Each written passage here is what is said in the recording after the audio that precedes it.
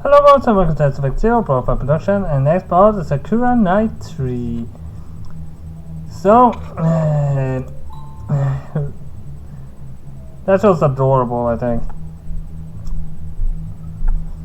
And I think we're just gonna continue reading. I don't have much to say. Anyway. Rune kneels down and extends a paw towards a hungry wolf. It nuzzles its head against a paw for in a response, and its tail wagging like a happy dog's. Don't call a wolf a dog. That's actually very offensive to call a wolf a dog. Rune giggles. You're hungry, boy. Want some food? Arf. Okay. I no have much, but this from last night. It's gone cold now. I'm saving it, but you can have it all for you. Rune takes a skewered fish from within her pouch. She slices it from the stick when proffers it to the wolf. The wolf eats the fish from her palm happily. Once it finishes its meal, it yaps in thanks and licks Rune's cheek. Its tongue is red and bumpy, and it leaves a trail of saliva on Rune's face, but she doesn't wipe it off. Instead, she only giggles. Good boy. Very good. Arf arf. Rune starts to rub the top of the wolf's head, and she pays special care to the fur around its ears, which the wolf seems to appreciate. The crazed wolf from earlier, which sprang at us from the undergrowth, has all but disappeared. Rune was able to tame him in seconds, using nothing more than her own sweet temperament and a skewered fish. That's pretty impressive. Yeah, now. Rune looks back at Felicia. You no need to fight, no kid. You put sword away. Well, I didn't think things would conclude quite this neatly. But I'm more than happy to oblige. As a princess, I abhor violence. It's only be used as a last resort when communication fails.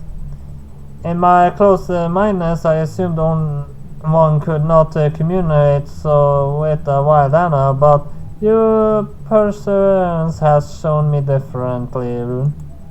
Thank you very much. I feel as though I have learned an important lesson.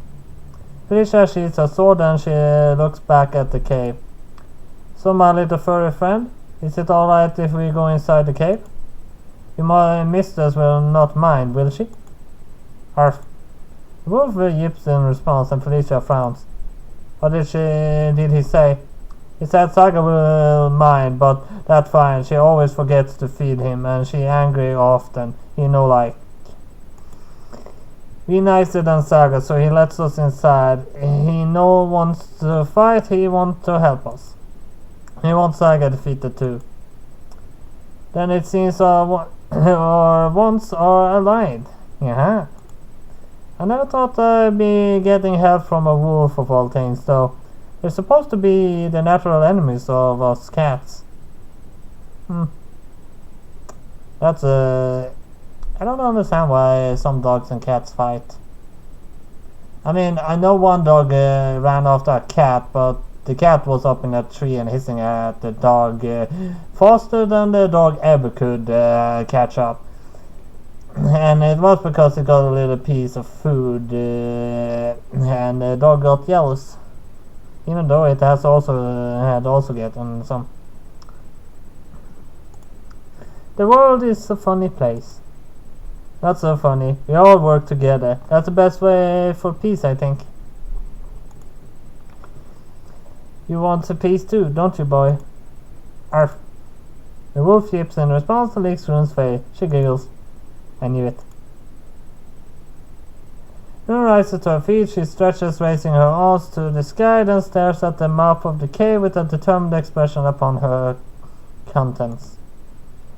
Now nothing stops us. Our path is clear. We go inside cave, we fight, we win, then our journey ends. We become heroes and Esty become knight. That's what I want. Now we just need to try. Rune makes it all sound so easy when she sets it out like that. But you're right about that. I think the fight would be 3 episodes, or maybe more. But at least the fight will be. I will, as long as they don't be very careful with the pictures during the fight. We will not do it over one entire episode. That I'm sure. But she's right about that. We do have to try. I still feel a little alright a lot unheard about all this, but I'm not going to give up now. We've come much too far for that. It's so dark in here. I can't see a foot in front of my face. How are you, the rest of you, holding up? I glanced behind me and I showed at Rune, Tart and Felicia. I think I'm looking at them at least. But the interior of this cave is pitch black. It's hard for me to pick their faces out in the gloom. I can barely distinguish between my companions, much less read the looks on their faces. I think there might be Tart to my right on an account of the triangular ears which are sprouted from her scalp, but that could just as well be Rune. This is hopeless. I feel almost completely blind. Yeah, Stargirl, are you? The figure on my right lost. I guess it must be Tart after all. I recognize that smug little giggle of hers anywhere. I think anybody will struggle to see in the dark. Why do you sound so unaffected? Silly Estelle. Todd loosed an arm about my shoulder and scarcely see her, but I can feel the weight of her arm around me. I'm a cat girl. My vision is far superior to that of ordinary humans. I can see quite easily, even in conditions such as these. Really? I didn't know that. I guess the physiology between humans and cat girls are more different than I thought. Animal girls can see in the dark too. That's one of the characteristics I know animal girls keep. Tart ears and tail aren't the only aspects of her that set us apart. That must be nice. It is indeed. It made the sneaking about in the dark something. Eyes like mine are a must if one wants to become a cat burglar. The facilitated many daring heist. Yeah, I don't think that's something you should be proud about. Eyesight. I like to think that I turned over a new leaf, but some of the things she says do make me wonder. What about you, Rune? Can you see all right? I'm fine. Can see just as well. No better than Tart. My sense is very sharp, sharper than my claws. I no get lost. That's a relief. I guess we can rely on you. Indeed, I'm glad you two can see the way, but I'm every bit as lost as Fairy Stell. We elves might have sensitive ears, but our eyesight is nothing special. The darkness is impenetrable. It's kind of creepy too. Since I can't see the ground, I'm not sure where to put my feet. The rocky ground is bumpy and uneven, and I stumble on numerous occasions. Rune has to reach out an arm to steady me. Thanks, Rune. No problem. Always here for you, Esty. I appreciate the gesture, but the fact of the matter remains that I simply can't see. I walk slowly and hesitantly. I'm afraid with each step that I trip over a rock or topple into a dark chasm to my doom.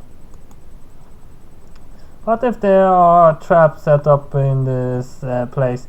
We haven't run into any spikes or rolling boulders just yet, but it seems like the sort of thing Saga might set up. We are wandering into her lair after all. Does she know that we're here?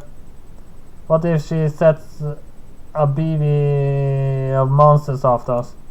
I'm not the most amazing fighter at the best of times, but it'd be impossible for me to fight in circumstances like this.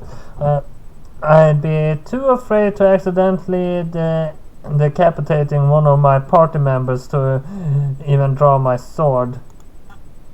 Lost in the dark with no way of seeing, I run through in seconds. That's chilling though. Almost chilling as the dark must air. There isn't any wind in here. You can't penetrate this far, but it feels awfully cold. My skin is prickling. I know I should have bought more armor before I decided to face down Saga. Hey Tart, I sit a little closer to who I think is Tart, but soon proved to be mistaken. I know Tart, I Rune. I know that it's dark, but please don't mix us up. We're nothing alike. Heh, does being mistaken for me upset you that badly? Yes. Ouch. You're not one to mince words, are you? Yeah. Well, I guess that makes sense. You don't have the best scraps of common Lemurian to begin with. The words you can use are severely limited. Okay, guys, please don't fight. Now isn't the time. I was just wondering, I look at Tart. I know this is Tart, hopefully. Could you use some magic to light up the cave? Oh yes, that's quite a good idea. You're quite a command of magic, don't you, Tart? You never fail to let us know that you are the pretty magical cat witch. I have heard that so many times. I dream of those lines in my sleep. You want to talk? Felicia loves to announce to all and sundry that she is the fact Melise Marabella de Argento. Has she not realized how representative she is? Maybe she has some rare verbal tick. Could you perhaps use some sparks to light up our surroundings? It would help Stella and I greatly. It is hard to navigate without any light, I fear. Well, I guess I could. But I don't know if it'd really be safe. Here Tart shifting is folding her arms. If this Saga spoke to you in your dreams, Estelle, she must be pretty gifted in magic herself. Most mages can sniff out other mages using magic leaves and trace in the air, kind of like signature. If I use any spells, no matter how weak, Saga know that we're here. A total blow our cover. Of course, there's a chance she might know that we're here already. But it's better to be safe than sorry, don't you believe? I suppose so. Thank you for your explanation, Tart. I have no magical knowledge myself, so I did not realize that was most elucidating. No problem. I can hear the grin of Todd's voice even if I can't see it. I'm pretty good at going undetected. You don't make a living on the streets for years without learning how to slink about in the shadows.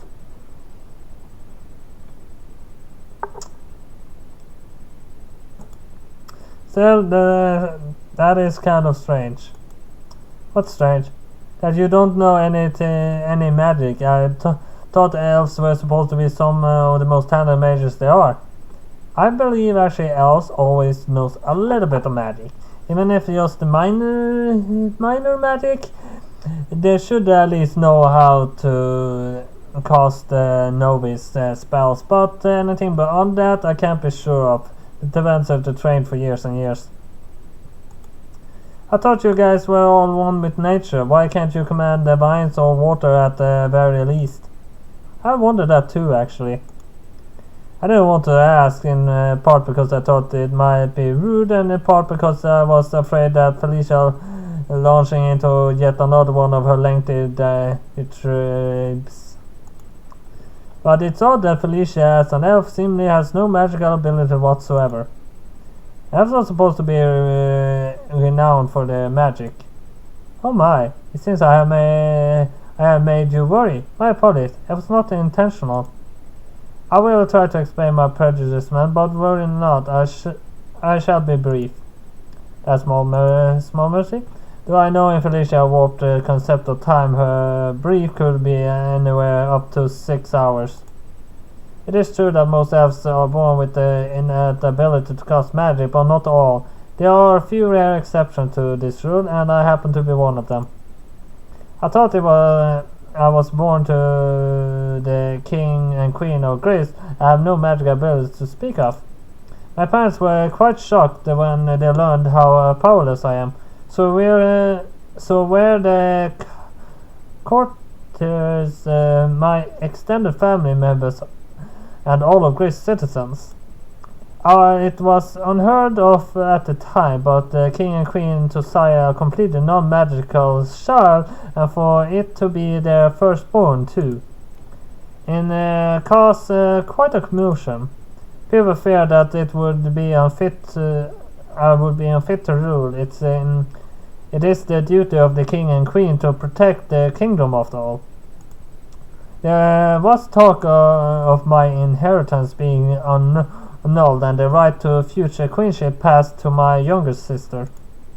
But that did not discourage me. Rather, it only convinced me to push myself to the limit so that I could better prove myself. I cannot use magic, but I can still fight. I can make a good queen regardless. That is what I wish to prove by embarking upon this quest. I shall accomplish many great feats and prove my mettle. Then there will be no more dissent against my ascension to the throne, and my people will all grow to accept me. That is my dream. Silence except upon the cave of the Felicia rousing speech. True to her word, it was rather brief. Certainly it was briefer than her lengthy description of living in a palace the night prior. I wasn't really listening to her back then, but this tale stirs something within me. I never thought to feel sympathy for the seemingly perfect Felicia. But that was because I never knew how imperfect she really is. Well, it would make sense, considering the world would have become less magical with years, and then it would eventually start affecting the elven race, so actually a few elves would be born without magic capabilities. Though as a princess she was deemed unfit to inherit her own throne because of something beyond her control. That's why she worked so hard. I thought Felicia was talented at everything, but I was wrong. She is skilled with a sword because she worked hard at it. Felicia, my voice softens. I didn't know that. Well, one does not like to talk of one's own failings. Felicia laughs slightly. It is something of an embarrassing subject. My siblings like to remind me of all I lacked on a daily basis. They could use magic, you see, as I was the only one who could not. I love my siblings a good deal, but their teasing did sting. As their elder sister, I wanted to set a good example. I wanted them to respect me. I wanted everybody to respect me. But respect does not happen simply by wishing for it. It only occurs when one works hard enough to achieve it. Yes, respect is earned, not gained.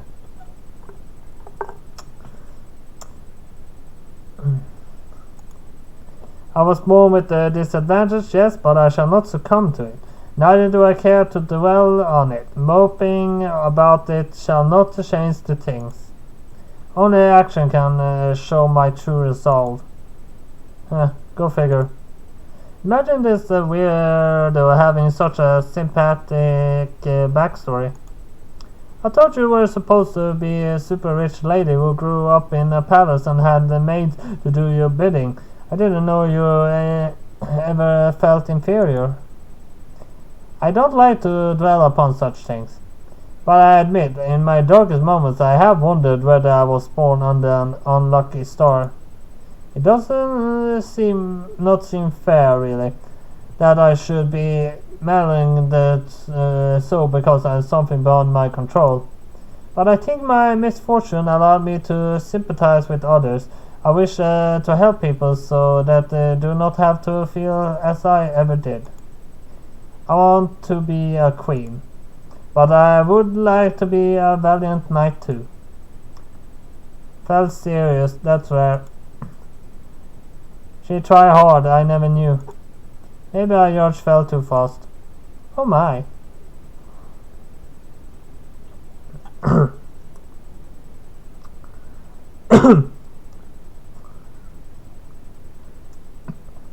There's very little left in it, so I'm just gonna drink it up.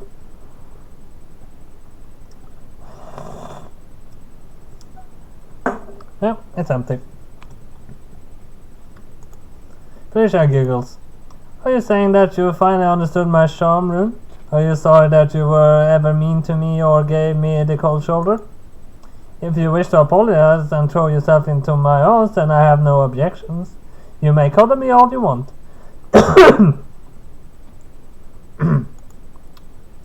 Please rest your head against my bosom and tell me how incredible I am. Urk. I hear a shuffle of footsteps. Rune must be taking a step back. I shake my mind, felt no good. Her brain has worms. She's still dumb. Being complimented by a pretty girl is heavenly, but being insulted by one is almost as good.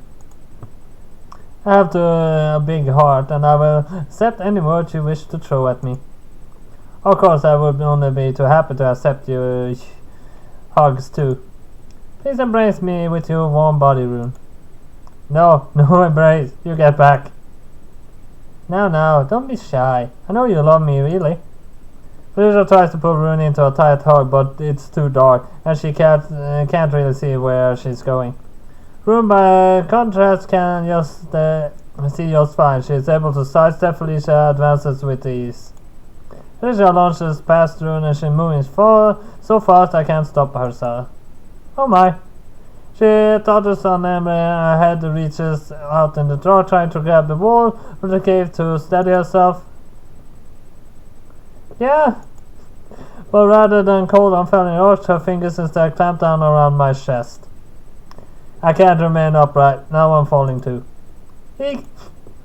I experience a momentary sensation of falling. My hair whips around my face and my stomach lurches. Then with a dull thud, ooh. How did she end up on the underneath, considering she actually was kind of pushing me to fall over? Oh, I don't know. But that was all I have for Sakura Night 3 this time. So like and subscribe. See you next time. Bye bye.